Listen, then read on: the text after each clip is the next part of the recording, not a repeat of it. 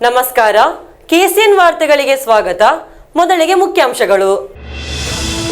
ಕಾಸರಗೋಡು ಜಿಲ್ಲಾ ಪಂಚಾಯತ್ ಅಧ್ಯಕ್ಷರಾಗಿ ಎಲ್ಡಿಎಫ್ನ ಸಾಬು ಅಬ್ರಾಹಂ ಆಯ್ಕೆಯೊಂದಿಗೆ ಜಿಲ್ಲಾ ಪಂಚಾಯತ್ನಲ್ಲಿ ಹೊಸ ಅಧ್ಯಾಯದ ಅಲೆ. ಹುಲ್ಲೂರು ಪೆರಿಯ ಪಂಚಾಯತ್ ಅಧ್ಯಕ್ಷರ ಚುನಾವಣೆ ಮುಂದೂಡಿಕೆ. ಅಭ್ಯರ್ಥಿ ಆಯ್ಕೆಗೆ ಸಂಬಂಧಿಸಿದಂತೆ ಕಾಂಗ್ರೆಸ್ನಲ್ಲಿ ತೀವ್ರ ವಾಗ್ವಾದ ನಡೆದ ಕಾರಣದಿಂದ ಟೆಂಡರ್ ಪ್ರಕ್ರಿಯೆ ಪೂರ್ಣಗೊಂಡರೂ ಪಾರಕಟ್ಟೆ ಐಲಾ ಕಡಪುರ ರಸ್ತೆ ಶಾಪದಿಂದ ಮುಕ್ತವಾಗಿಲ್ಲ. ಗುತ್ತಿಗೆದಾರರ ವಿರುದ್ಧ ಸ್ಥಳೀಯರಿಂದ ತೀವ್ರ ಪ್ರತಿಭಟನೆ. ರೈಲು ಇಳಿದ ಬಳಿಕ ಹಳಿ ದಾಟುತ್ತಿದ್ದ ವ್ಯಕ್ತಿಯೊಬ್ಬರು ಗೂಡ್ಸ್ ರೈಲಿಗೆ ಡಿಕ್ಕಿ ಹೊಡೆದು ಮೃತಪಟ್ಟ ಘಟನೆ. ಕರ್ನಾಟಕದ ಕೊಡಗು ನಿವಾಸಿ ರಾಜೇಶ್ ಮೃತಪಟ್ಟ ದುರ್ದೈವಿ. ಜೆಸಿಬಿ ಬೈಕಿಗೆ ಡಿಕ್ಕಿ ಹೊಡೆದ ಪರಿಣಾಮ ಯುವಕನೊಬ್ಬ ಸಾವನ್ನಪ್ಪಿದ ಘಟನೆ. ಓಂಕಾರ್ ಹೆರ್ಲಾ ಎಂಬವರು ಮೃತಪಟ್ಟ ದುರ್ದೈವಿ. ವಾರ್ತೆಗಳು ವಿವರವಾಗಿ. ಕಾಸರಗೋಡು ಜಿಲ್ಲಾ ಪಂಚಾಯತ್ ಅಧ್ಯಕ್ಷರಾಗಿ ಎಲ್ಡಿಎಫ್ನ ಸಾಬು ಅಬ್ರಾಹಂ ಅಧಿಕಾರ ವಹಿಸಿಕೊಂಡರು. ಇಂದು ಬೆಳಗ್ಗೆ ನಡೆದ ಚುನಾವಣೆಯಲ್ಲಿ ಸಾಬು ಜಿಲ್ಲಾ ಪಂಚಾಯತ್ ಅಧ್ಯಕ್ಷರಾಗಿ ಆಯ್ಕೆಯಾದರು. ಕುತ್ತಿಕೋಲು ವಿಭಾಗದಿಂದಾಗಿದೆ ಸಾಬು ಅಬ್ರಾಹಂ ಗೆಲುವು ಸಾಧಿಸಿರುವುದು. ಕಾಸರಗೋಡು ಜಿಲ್ಲಾ ಪಂಚಾಯತ್ ನೂತನ ಅಧ್ಯಕ್ಷರಾಗಿ ಸಾಬು ಅಬ್ರಾಹಂ ಆಯ್ಕೆಯಾದರು. ಜಿಲ್ಲಾ ಪಂಚಾಯತ್ ಸಭಾಂಗಣದಲ್ಲಿ ನಡೆದ ಚುನಾವಣೆಯಲ್ಲಿ ಸಾಬು ಅಬ್ರಾಹಂ 7 ಮತಗಳ ವಿರುದ್ಧ 9 ಮತಗಳನ್ನು ಪಡೆದು ಎದುರಾಳಿ ಅಭ್ಯರ್ಥಿ JS ಸೋಮಶೇಖರ ಅವರನ್ನು ಸೋಲಿಸಿ ಆಯ್ಕೆಯಾದರು.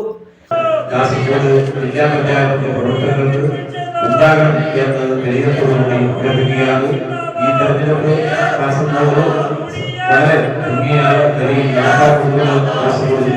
ഉൾപ്പെടെയുള്ള ജില്ലയിലെ തെരഞ്ഞെടുപ്പ് പ്രവർത്തനങ്ങൾ നിയന്ത്രിച്ച ഉദ്യോഗസ്ഥന്മാർ നിയമപരമായി നിർവഹിക്കപ്പെടുന്ന ചുമതലകളാണ് നിർവഹിക്കപ്പെട്ടിട്ടുള്ളത്.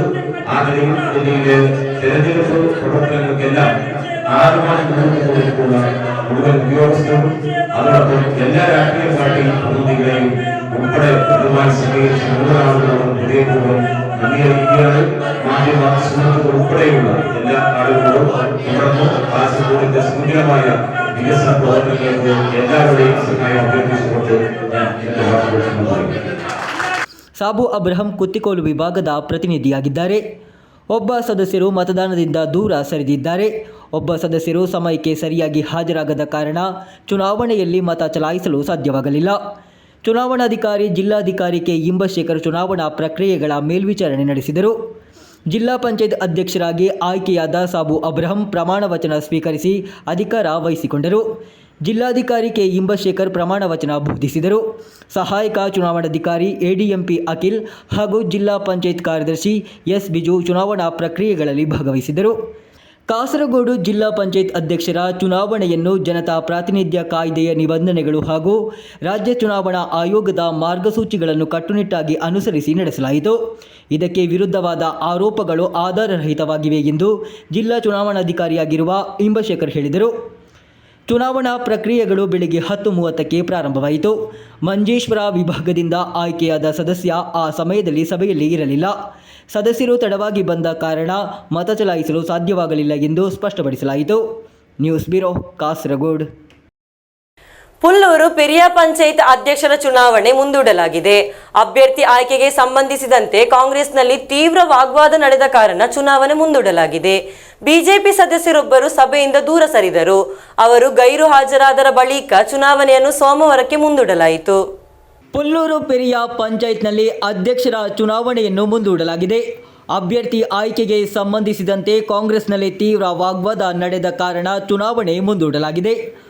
ಅಧ್ಯಕ್ಷರ ಚುನಾವಣಾ ಸಭೆಗೆ ಕಾಂಗ್ರೆಸ್ ಸದಸ್ಯರು ಹಾಗೂ ಬಿಜೆಪಿ ಸದಸ್ಯ ಹಾಜರಾಗದ ಕಾರಣ ಸಭೆಯನ್ನು ಮುಂದೂಡಲಾಯಿತು.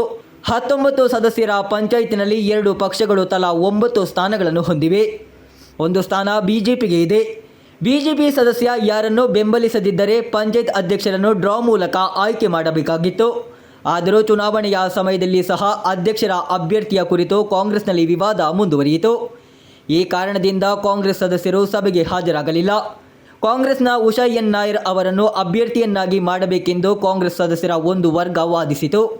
ಅದೇ ಸಮಯದಲ್ಲಿ ಕಾಂಗ್ರೆಸ್ನ ಇನ್ನೊಂದು ವಿಭಾಗ ಕಾತ್ಯಾಯಿನಿ ಹೆಸರನ್ನು ಎತ್ತಿತು. ಹೀಗೆ ವಿವಾದವು ಮುಂದುವರಿಯಿತು. ಶುಕ್ರವಾರದ ರಾತ್ರಿಯ ಹೊತ್ತಿಗೆ ಪಕ್ಷವು ಅಧಿಕೃತವಾಗಿ ಉಷಾ ಎನ್ ನಾಯರ್ ಅವರನ್ನು ಅಭ್ಯರ್ಥಿಯನ್ನಾಗಿ ಕಣಕ್ಕಿಳಿಸಲು ನಿರ್ಧರಿಸಿ ಸದಸ್ಯರಿಗೆ ಅವಕಾಶ ನೀಡಲಾಗಿತ್ತು. ಆದರೂ ಕಾತ್ಯಾಯಿನಿ ಹಾಗೂ ರತೀಶ್ ಸೇರಿದಂತೆ 3 ಕಾಂಗ್ರೆಸ್ ಸದಸ್ಯರು ಪಕ್ಷದ ಅವಕಾಶವನ್ನು ತಿರಸ್ಕರಿಸಿದರು. ಕೆಪಿಸಿಸಿ ನಾಯಕತ್ವವು ಈ ವಿಷಯದಲ್ಲಿ ಮಧ್ಯಪ್ರವೇಶಿಸಿದರೂ ಕಾರ್ತೇನಿ ಹಾಗೂ ರತೀಶ್ ಮನವೊಲಿಸಲು ಸಾಧ್ಯವಾಗಲಿಲ್ಲ. ಬಿಜೆಪಿ ಸದಸ್ಯ ಸಂತೋಷ್ ಪಂಚಾಯತ್ ತಲುಪಿದರೂ ಸಭೆಗೆ ಹಾಜರಾಗಲಿಲ್ಲ. ಎಲ್ಡಿಎಫ್ ಮಾತ್ರ ಹಾಜರಿದ್ದ ಕಾರಣ ಸಭೆಯ ಕೋರಂ ಪೂರೈಕೆಯಾಗದ ಕಾರಣ ಅಧ್ಯಕ್ಷರನ್ನು ಆಯ್ಕೆ ಮಾಡಲು ಸೋಮವಾರ ಮತ್ತೆ ಸಭೆ ಸೇರಲು ಪಂಚಾಯತ್ ಆಡಳಿತ ಮಂಡಳಿ ನಿರ್ಧರಿಸಿತು. News bureau, Kanhangad. 65 ಲಕ್ಷ ರೂಪಾಯಿಗಳ ಹಂಚಿಕೆಯಾಗಿ ಟೆಂಡರ್ ಪ್ರಕ್ರಿಯೆ ಪೂರ್ಣಗೊಂಡರೂ ಪಾರಕಟ್ಟೆ ಐಲಾ ಕಡಪುರ ರಸ್ತೆಗೆ ಇನ್ನೂ ಶಾಪದಿಂದ ಮುಕ್ತವಾಗಿಲ್ಲ. ಗುತ್ತಿಗೆದಾರರು ಸಮಯಕ್ಕೆ ಸರಿಯಾಗಿ ಕೆಲಸ ಪೂರ್ಣಗೊಳಿಸದ ಕಾರಣ ಸ್ಥಳೀಯರು ತೀವ್ರ ಪ್ರತಿಭಟನೆಗಳೊಂದಿಗೆ ಮುಂದೆ ಬಂದಿದ್ದಾರೆ. ಹಲವು ವರ್ಷಗಳಿಂದ ಶಿಥಿಲಗೊಂಡು ಪ್ರಯಾಣದ ತೊಂದರೆ ಎದುರಿಸುತ್ತಿರುವ ಪಾರಕಟ್ಟ ಐಲಾ ಕಡಪುರ ರಸ್ತೆಗೆ ಹರ್ಬಲ್ ಇಂಜಿನಿಯರಿಂಗ್ ಫಂಡ್ ಬಳಸಿಕೊಂಡು 65 ಲಕ್ಷ ರೂಪಾಯಿ ಹಂಚಿಕೆ ಮಾಡಲಾಯಿತು. ಆದರೆ ಗುತ್ತಿಗೆದಾರರು ಕಾಮಗಾರಿ ಸಂಪೂರ್ಣಗೊಳಿಸದ ವಿರುದ್ಧ ಸ್ಥಳೀಯರು ಪ್ರತಿಭಟನೆ ನಡೆಸುತ್ತಿದ್ದಾರೆ. ಶಾಸಕ ಎಕೆಎಂ ಅಶ್ರಫ್ ಅವರ ಮಧ್ಯಪ್ರವೇಶದ ಬಳಿಕ ರಸ್ತೆಯನ್ನು ಶಾಪದಿಂದ ಮುಕ್ತಗೊಳಿಸಲು ಈ ಮೊತ್ತವನ್ನು ನಿಗದಿಪಡಿಸಲಾಗಿತ್ತು. ಆದರೂ ಗುತ್ತಿಗೆದಾರರ ಬೇಜವಾಬ್ದಾರಿತನ ಹಾಗೂ ನಕಾರಾತ್ಮಕ ಮನೋಭಾವದಿಂದ ತಾವು ತೊಂದರೆಯಲ್ಲಿದ್ದೇವೆ ಎಂದು ಸ್ಥಳೀಯರು ಹೇಳುತ್ತಾರೆ. ಇದು ಶಾಲೆಗಳು ಹಾಗೂ ಆರಾಧನಾ ಸ್ಥಳಗಳನ್ನು ಒಳಗೊಂಡಿರುವ ಪ್ರಮುಖ ರಸ್ತೆಯಾಗಿದೆ. ಪ್ರತಿದಿನ ನೂರಾರು ಪ್ರಯಾಣಿಕರು ಹಾದು ಹೋಗುವ ರಸ್ತೆಯಾಗಿದ್ದರೂ ಕ್ರಮ ಕೈಗೊಳ್ಳದಿರುವುದು ತೀವ್ರ ಪ್ರತಿಭಟನೆಗೆ ಕಾರಣವಾಗುತ್ತಿದೆ. ಮೆಟ್ಟಲ್ ಮಿಶ್ರಣವನ್ನು ಹಾಕಿ ವಾರಗಳೇ ಕಳೆದರೂ ಇಲ್ಲಿ ಬೇರೆ ಯಾವುದೇ ಕೆಲಸ ನಡೆದಿಲ್ಲ. ಶಾಲಾ ಮಕ್ಕಳು ನಡೆದುಕೊಂಡು ಹೋಗುವ ರಸ್ತೆಯಲ್ಲಿ ವಿರುದ್ಧ ದಿಕ್ಕಿನಿಂದ ವಾಹನಗಳು ಬಂದಾಗ ಲೋಹದ ಮಿಶ್ರಣವು ದೊಡ್ಡ ಬೆದರಿಕೆಯಾಗಿ ಪರಿಣಮಿಸಿದೆ. ಡ್ರೈನೇಜ್ಗಳ ತೆರೆದ സ്ലാബുകൾ സഹ ದೊಡ್ಡ ಅಪಾಯವನ್ನುಂಟು ಮಾಡುತ್ತವೆ. ഇവർ ഈ പണിയെല്ലാം തുടങ്ങി വെക്കുന്നത് ഈ സ്കൂളില്ല സമയത്ത് മാത്രമാണ് ഇവർ റോഡിൻ്റെ പണിയും ഈ ഡ്രൈനേജിൻ്റെ പണിയും എല്ലാം നടക്കുന്ന ഈ സ്കൂൾ വർക്കിംഗ് ഡേ ആണ്. അപ്പോൾ ഈ സ്കൂളില്ലാത്ത ദിവസം ഇഷ്ടം പോലെ ഉണ്ടായിട്ടും അവർ ഒരു പണിയും ഇവിടെ നടത്തുന്നില്ല. എല്ലാം ഈ കുഞ്ഞോളെ കൊണ്ടുപോകാനുള്ള വണ്ടി, എത്ര വണ്ടി, എല്ലാ സ്കൂളിൻ്റെ വണ്ടിയിലേ പാസ്സാകുന്നത്. ചെറിയ ചെറിയ റിക്ഷക്കാർക്കാണ് ഞങ്ങൾക്കാണ് വലിയ അടി വരുന്നത്. ഒരു ടയർ വാങ്ങിക്കണമെങ്കിൽ ഞങ്ങൾക്ക് 4000 റുപ്യ എടുക്കുക വരുന്നത്. നമുക്ക് കിട്ടുന്നത് തുച്ഛമായ ഒരു വാടകയാണ്. നമുക്ക് പിന്നെ കുഞ്ഞോളെ ഇവിടുത്തെ സ്കൂളിന് മുമ്പിൽ എത്തിക്കേണ്ട ഉത്തരവാദിത്വം ഉണ്ടായതുകൊണ്ട് നമ്മൾ മാത്രം വരുന്നത്, അല്ലെങ്കിൽ നമ്മൾ ഈ റൂട്ടിലേ വരില്ല. ഇപ്പം ഇതേപോലെ ആക്കിയിട്ട് വെച്ചിട്ട് ഇന്നേക്ക് 3 ദിവസമായി. ഈ 3 ദിവസവും ഒരു വണ്ടി റോളർ വന്നിട്ട് അമർത്തിയോ ഒന്നും ചെയ്തില്ല. ഇത് അമർത്തിയതിൻ്റെ സിസ്റ്റം ശരിയുമില്ല. എന്നുവെച്ചാൽ ഇത് സിമെൻറ്റ് പൊടി ഇട്ടിട്ടായിട്ട് കുറച്ച് വെള്ളം അടിച്ചിട്ട് ലെവലാക്കിയിട്ട് പക്ഷേ മാത്രമേ റോളർ ഇട്ട് അമർത്തിയാൽ അത് കുറച്ച് സിറ്റിംഗ് ആവും, എല്ലാം അത് സെറ്റാവില്ല. ഇപ്പോൾ ഒരു നല്ല മഴ വന്നു കഴിഞ്ഞാൽ ഇതെല്ലാം ഒലിച്ചിട്ട് പോകും, എല്ലാം കലങ്ങിയിട്ട് പോകും. ഇതെല്ലാം വെറുതെ ഒരു പ്രഹസനത്തിന് വേണ്ടിയിട്ട് ഇലക്ഷൻ്റെ സമയത്ത് ഒരു പ്രഹസനത്തിന് വേണ്ടിയിട്ട് മാത്രം എടുക്കുന്ന പണിയാണ്. ഇപ്പോൾ ഈ ഇലക്ഷൻ വരുന്നവരെ ഇവർ എന്താക്കി ഇതുവരെ ഉറങ്ങിയതാണ്. ರಸ್ತೆ ಕಾಮಗಾರಿಕೆಯನ್ನು ಆದಷ್ಟು ಬೇಗ ಸಂಪೂರ್ಣಗೊಳಿಸಲು ಗುತ್ತಿಗೆದಾರರು ಸಿದ್ಧರಿರಬೇಕು ಎಂದು ಸ್ಥಳೀಯರು ಹಾಗೂ ಪ್ರಯಾಣಿಕರು ಒತ್ತಾಯಿಸುತ್ತಿದ್ದಾರೆ. ಇಲ್ಲದಿದ್ದರೆ ತೀವ್ರ ಪ್ರತಿಭಟನೆ ನಡೆಸುವುದಾಗಿ ಸ್ಥಳೀಯರು ಎಚ್ಚರಿಕೆ ನೀಡುತ್ತಿದ್ದಾರೆ. News bureau, Kasaragod. ಕಾಸರಗೋಡು ರೈಲು ನಿಲ್ದಾಣದಲ್ಲಿ ರೈಲು ಇಳಿದ ಬಳಿಕ ಹಳ್ಳಿ ದಾಡುತ್ತಿದ್ದ ವ್ಯಕ್ತಿಯೊಬ್ಬರು ಗೂಡ್ಸ್ ರೈಲಿಗೆ ಡಿಕ್ಕಿ ಹೊಡೆದು ಮೃತಪಟ್ಟ ಘಟನೆ ನಡೆದಿದೆ. ಕರ್ನಾಟಕದ ಕೊಡಗು ನಿವಾಸಿ ರಾಜೇಶ್ ಮೃತಪಟ್ಟ ದುರ್ದೈವಿ. ರೈಲಿನಿಂದ ಇಳಿದ ಬಳಿಕ ನಿಲ್ದಾಣಕ್ಕೆ ಬರಲು ಹಳಿ ದಾಟುತ್ತಿದ್ದ ಯುವಕನೋರ್ವ ಹಳಿಗಳ ಮೂಲಕ ಬರುತ್ತಿದ್ದ ಗೂಡ್ಸ್ ರೈಲು ಡಿಕ್ಕಿ ಹೊಡೆದು ಸಾವನ್ನಪ್ಪಿದ್ದಾರೆ. ಈ ದುರಂತ ಘಟನೆ ಕಳೆದ ದಿನ ಮಧ್ಯಾಹ್ನ ಕಾಸರಗೋಡು ರೈಲ್ವೆ ನಿಲ್ದಾಣದಲ್ಲಿ ನಡೆದಿದೆ. ಅಪಘಾತದ ಬಳಿಕ ಓಡಿಸಲಾದ ಗೂಡ್ಸ್ ರೈಲನ್ನು ಕುಂಬಳೆ ನಿಲ್ದಾಣದಲ್ಲಿ ನಿಲ್ಲಿಸಿ ತಪಾಸಣೆ ನಡೆಸಲಾಯಿತು. ಈ ಸಂದರ್ಭ ರೈಲಿನ ಕೆಳಗೆ ಸಿಲುಕಿದ್ದ ಮೃತರ ಕಾಲು ಪತ್ತೆಯಾಗಿದೆ. ತಲೆ ಸಂಪೂರ್ಣವಾಗಿ ನಜ್ಜುಗುಜ್ಜಾಗಿದೆ. ಮೃತದೇಹದ ಅವಶೇಷಗಳನ್ನು ಜನರಲ್ ಆಸ್ಪತ್ರೆಯ ಶವಾಗಾರದಲ್ಲಿ ಇಡಲಾಗಿದೆ. ಮೃತ ವ್ಯಕ್ತಿಯ ಜೇಬಿನಲ್ಲಿ ದೊರೆತ ಆಧಾರ್ ಕಾರ್ಡ್ ಆಧಾರದ ಮೇಲೆ ಮೃತರನ್ನು ಕರ್ನಾಟಕದ ಕೊಡಗು ನಿವಾಸಿ ರಾಜೇಶ್ ಎಂದು ಗುರುತಿಸಲಾಗಿದೆ. ರೈಲ್ವೆ ಅಧಿಕಾರಿಗಳು ಅಪಘಾತದ ಬಗ್ಗೆ ಸಂಬಂಧಿಕರಿಗೆ ಮಾಹಿತಿ ನೀಡಿದ್ದಾರೆ. ರೈಲ್ವೆ ಪೊಲೀಸರು, ಅಗ್ನಿಶಾಮಕ ದಳ ಹಾಗೂ ಪೊಲೀಸರು ಘಟನಾ ಸ್ಥಳಕ್ಕೆ ಆಗಮಿಸಿದ್ದಾರೆ. ಕರ್ನಾಟಕದ ಕೊಡಗಿನ ಸೋಮವಾರಪುರ ಗೋಣಿಮಗರು ನಿವಾಸಿ ಚೆನ್ನಯ್ಯ ಬಾಣವರ ತಂದೆ ಎಂದು ಆಧಾರ್ ಕಾರ್ಡ್ನಲ್ಲಿ ಸ್ಪಷ್ಟವಾಗಿ ನಮೂದಿಸಿದೆ. News bureau, Kasaragod. ಕಾಸರಗೋಡಿನ ಮೊರತ್ತನೆ ಎಂಬಲ್ಲಿ ಜೆಸಿಬಿ ಬೈಕಿಗೆ ಡಿಕ್ಕಿ ಹೊಡೆದ ಪರಿಣಾಮ ಯುವಕನೊಬ್ಬ ಸಾವನ್ನಪ್ಪಿದ ಘಟನೆ ನಾಡನ್ನು ದುಃಖಸಾಗರಗೊಳಿಸಿದೆ. ಕೋಲ್ಯೂರಿನ ಇರ್ನಡುಕ ರಮೇಶ್ ಹೆರ್ಲಾ ಹಾಗೂ ಮಲ್ಲಿಕಾ ದಂಪತಿಯ ಪುತ್ರ ಓಂಕಾರ್ ಹೆರ್ಲಾ ಮೃತಪಟ್ಟ ದುರ್ದೈವಿ ಎಂದು ಗುರುತಿಸಲಾಗಿದೆ. ಮೊರತ್ತನೆಯಲ್ಲಿ ಬೈಕ್ ಮೇಲೆ ಜೆಸಿಬಿ ಡಿಕ್ಕಿ ಹೊಡೆದು ಯುವಕನೊಬ್ಬ ಸಾವನ್ನಪ್ಪಿದ್ದಾನೆ. ಕೋಳ್ಯೂರು ಇರ್ನಡ್ಕದ ರಮೇಶ್ ಹೆರ್ಲಾ ಹಾಗೂ ಮಲ್ಲಿಕಾ ದಂಪತಿಯ ಪುತ್ರ ಓಂಕಾರ್ ಹೆರ್ಲಾ ಮೃತಪಟ್ಟಿದ್ದಾರೆ. ಕಳೆದ ದಿನ ಸಂಜೆ 7:30 ಸುಮಾರಿಗೆ ಮನೆಗೆ ಹೋಗುತ್ತಿದ್ದ ಓಂಕಾರ್ ಅವರ ಬೈಕ್ ಎದುರಿನಿಂದ ಬರುತ್ತಿದ್ದ ಜೆಸಿಬಿಗೆ ಡಿಕ್ಕಿ ಹೊಡೆದು ಈ ಅಪಘಾತ ಸಂಭವಿಸಿದೆ. ಗಂಭೀರವಾಗಿ ಗಾಯಗೊಂಡ ಓಂಕಾರ್ ಅವರನ್ನು ತಕ್ಷಣ ಆಸ್ಪತ್ರೆಗೆ ಕರೆದೊಯ್ಯಲಾಯಿತು. ಆದರೂ ಪ್ರಾಣ ಉಳಿಸಲಾಗಲಿಲ್ಲ. ಮೃತದೇಹವನ್ನು ಮಂಗಲ್ಪಾಡಿ ತಾಲೂಕು ಆಸ್ಪತ್ರೆಯ ಶವಾಗಾರದಲ್ಲಿ ಇರಿಸಲಾಗಿದೆ. ಅಪಘಾತದಲ್ಲಿ ಜೆಸಿಬಿ ಚಾಲಕನ ವಿರುದ್ಧ ಮಂಜೇಶ್ವರ ಪೊಲೀಸರು ಪ್ರಕರಣ ದಾಖಲಿಸಿದ್ದಾರೆ. News bureau, Manjeshwar. ಕುಂಬಳೆ ಪೆರುವಾಡ್ನಲ್ಲಿ ಬಟ್ಟೆ ಒಗೆಯುತ್ತಿದ್ದ ಮಹಿಳೆಯನ್ನು ಅಪ್ಪಿಕೊಂಡ ಯುವಕನನ್ನು ಬಂಧಿಸಲಾಗಿದೆ. ಕೋಯ್ಪಾಡಿಯ ಪೆರುವಾಡ್ ನಿವಾಸಿ ಜಿತೇಶ್ ಎಂಬಾತನನ್ನು ಕುಂಬಳೆ ಪೊಲೀಸರು ಬಂಧಿಸಿದ್ದಾರೆ. ಮನೆಯ ಹಿಂದೆ ಬಟ್ಟೆ ಒಗೆಯುತ್ತಿದ್ದ ಯುವತಿಯನ್ನು ಅಪ್ಪಿಕೊಂಡು ಲೈಂಗಿಕ ಕಿರುಕುಳ ಎಸಗಿದ್ದಾನೆ ಎಂದು ದೂರು ದಾಖಲಾಗಿದೆ. ಕುಂಬಳೆ ಪೊಲೀಸರು ಪ್ರಕರಣ ದಾಖಲಿಸಿಕೊಂಡು ಆರೋಪಿಯನ್ನು ಬಂಧಿಸಿದ್ದಾರೆ. ಕೋಯಿಪಾಡಿಯ ಪೆರುವಾಡ್ ನಿವಾಸಿ ಜಿತೇಶ್ನನ್ನು ಕುಂಬಳೆ ಎಸ್ಐ ಕೆ ಶ್ರೀಜೇಶ್ ಬಂಧಿಸಿದ್ದಾರೆ. ಕಳೆದ ದಿನ ಬೆಳಗ್ಗೆ 10 ಗಂಟೆ ಸುಮಾರಿಗೆ ಈ ಘಟನೆ ನಡೆದಿದೆ. 34 ವರ್ಷದ ವಿವಾಹಿತ ಮಹಿಳೆ ತನ್ನ ಮನೆಯ ಹಿಂದೆ ಬಟ್ಟೆ ಒಗೆಯುತ್ತಿದ್ದರು. ಈ ಮಧ್ಯೆ ಜಿತೇಶ್ ಹಿಂದಿನಿಂದ ಬಂದು ಲೈಂಗಿಕ ಉದ್ದೇಶದಿಂದ ಆಕೆಯನ್ನು ಅಪ್ಪಿಕೊಂಡಿದ್ದಾನೆ ಎಂದು ದೂರಿನಲ್ಲಿ ತಿಳಿಸಲಾಗಿದೆ. ಆಕೆ ವಿರೋಧಿಸಿದಾಗ ಮತ್ತೆ ಮುಂಭಾಗದಿಂದ ಆಕೆಯನ್ನು ಅಪ್ಪಿಕೊಂಡು ಮಾನಭಂಗ ಮಾಡಿದ್ದಾನೆ ಎಂದು ದೂರಲಾಗಿದೆ. ನ್ಯಾಯಾಲಯಕ್ಕೆ ಹಾಜರುಪಡಿಸಲಾದ ಆರೋಪಿಯನ್ನು 14 ದಿನಗಳ ಕಾಲ ವಶಕ್ಕೆ ನೀಡಲಾಗಿದೆ. News bureau, Kasaragod. ಪೆರುವಾಡು ಶ್ರೀ ಅಯ್ಯಪ್ಪ ಸ್ವಾಮಿ ಭಜನಾ ಮಂದಿರದ 42ನೇ ವಾರ್ಷಿಕೋತ್ಸವವು ಬಹಳ ವಿಜೃಂಭಣೆಯಿಂದ ನಡೆಯಿತು. ಶಂಕರನಾರಾಯಣ ಕಡಮಣ್ಣಾಯ ದಿವ್ಯ ಉಪಸ್ಥಿತಿಯಲ್ಲಿ ಕಾರ್ಯಕ್ರಮವು ಯಶಸ್ವಿಯಾಗಿ ಸಮಾಪ್ತಿಗೊಂಡಿತು. ಪೆರುವಾಡು ಶ್ರೀ ಅಯ್ಯಪ್ಪ ಸ್ವಾಮಿ ಭಜನಾ ಮಂದಿರದ 42ನೇ ವಾರ್ಷಿಕೋತ್ಸವವು ಬಹಳ ವಿಜೃಂಭಣೆಯಿಂದ ನಡೆಯಿತು. ಬ್ರಹ್ಮಶ್ರೀ ಶಂಕರನಾರಾಯಣ ಕಡಮಣ್ಣಾಯ ಕಾಕುರ್ಲಾ ಬಂಬ್ರಾನ ಇವರ ಉಪಸ್ಥಿತಿಯಲ್ಲಿ ಈ ಕಾರ್ಯಕ್ರಮವನ್ನು ನಡೆಸಲಾಯಿತು. ಕಳೆದ ದಿನ ಸಂಜೆ 6ರಿಂದ 7 ಗಂಟೆಯವರೆಗೆ ವಿವಿಧ ಕಡೆಗಳಿಂದ ಹೊರಕಾಣಿಕೆ ಘೋಷಯಾತ್ರೆಯು ಅದ್ದೂರಿಯಾಗಿ ನಡೆಯಿತು. ಅದೇ ದಿನ ರಾತ್ರಿ 7:30ಕ್ಕೆ ಮಕ್ಕಳ ನೃತ್ಯ ಕಾರ್ಯಕ್ರಮವು ಬಹಳ ಉತ್ಸಾಹದಿಂದ ನಡೆಯಿತು. ಇಂದು ಬೆಳಗ್ಗೆ 4 ಗಂಟೆಗೆ ಹರಿನಾಮ ಕೀರ್ತನೆ ಹಾಗೂ ಬೆಳಗ್ಗೆ 6 ಗಂಟೆಗೆ ಗಣಪತಿ ಹೋಮ, ಬೆಳಗ್ಗೆ 7 ಗಂಟೆಯಿಂದ 10 ಗಂಟೆಯವರೆಗೆ ವಿವಿಧ ಭಜನಾ ಸಂಘದಿಂದ ಭಜನಾ ಸಂಕೀರ್ತನೆ ನಡೆಯಿತು.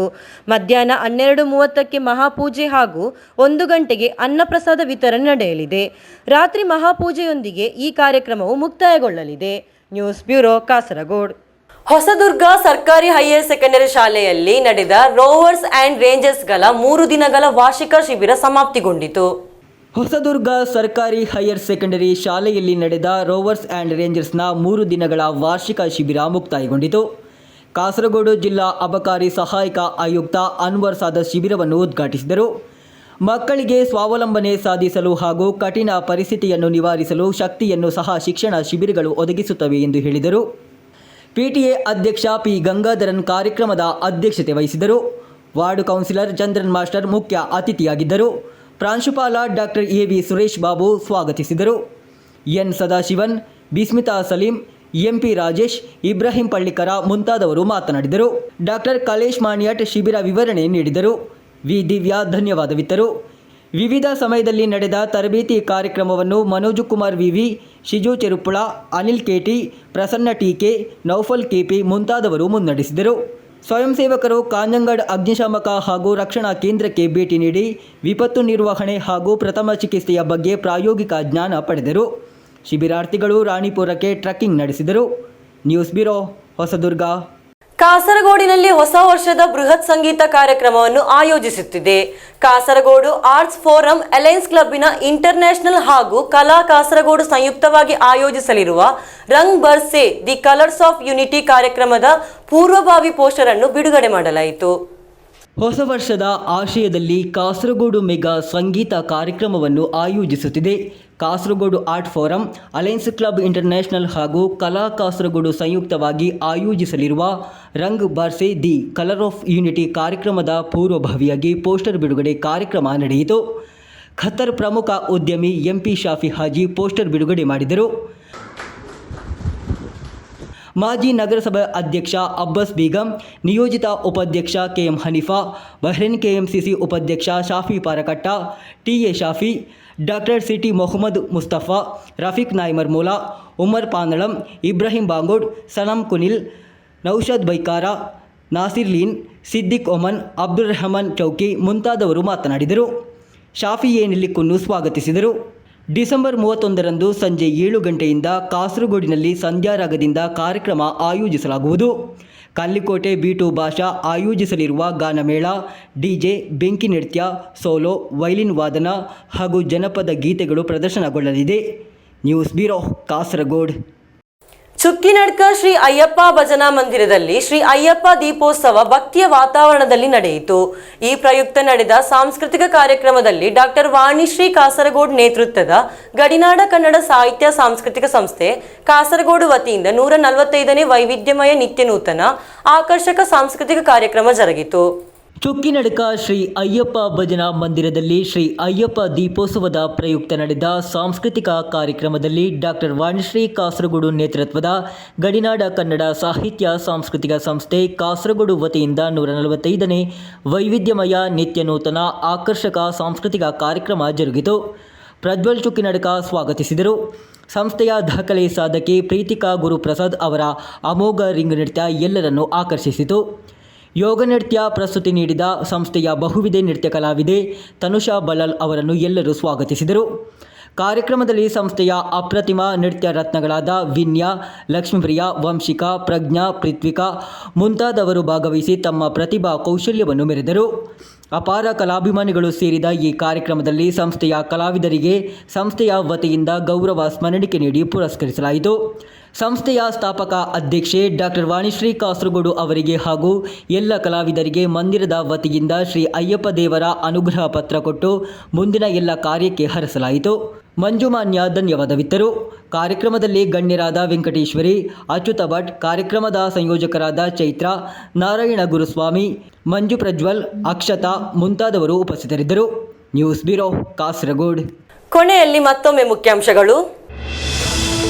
ಕಾಸರಗೋಡು ಜಿಲ್ಲಾ ಪಂಚಾಯತ್ ಅಧ್ಯಕ್ಷರಾಗಿ LDFನ ಸಾಬು ಅಬ್ರಾಮ್ ಆಯ್ಕೆಯೊಂದಿಗೆ ಜಿಲ್ಲಾ ಪಂಚಾಯತ್ನಲ್ಲಿ ಹೊಸ ಅಧ್ಯಾಯದ ಅಲೆ. ಹುಲ್ಲೂರು ಪೆರಿಯ ಪಂಚಾಯತ್ ಅಧ್ಯಕ್ಷರ ಚುನಾವಣೆ ಮುಂದೂಡಿಕೆ. ಅಭ್ಯರ್ಥಿ ಆಯ್ಕೆಗೆ ಸಂಬಂಧಿಸಿದಂತೆ ಕಾಂಗ್ರೆಸ್ನಲ್ಲಿ ತೀವ್ರ ವಾಗ್ವಾದ ನಡೆದ ಕಾರಣದಿಂದ ಟೆಂಡರ್ ಪ್ರಕ್ರಿಯೆ ಪೂರ್ಣಗೊಂಡರೂ ಪಾರಕಟ್ಟೆ ಐಲಾ ಕಡಪುರ ರಸ್ತೆ ಶಾಪದಿಂದ ಮುಕ್ತವಾಗಿಲ್ಲ.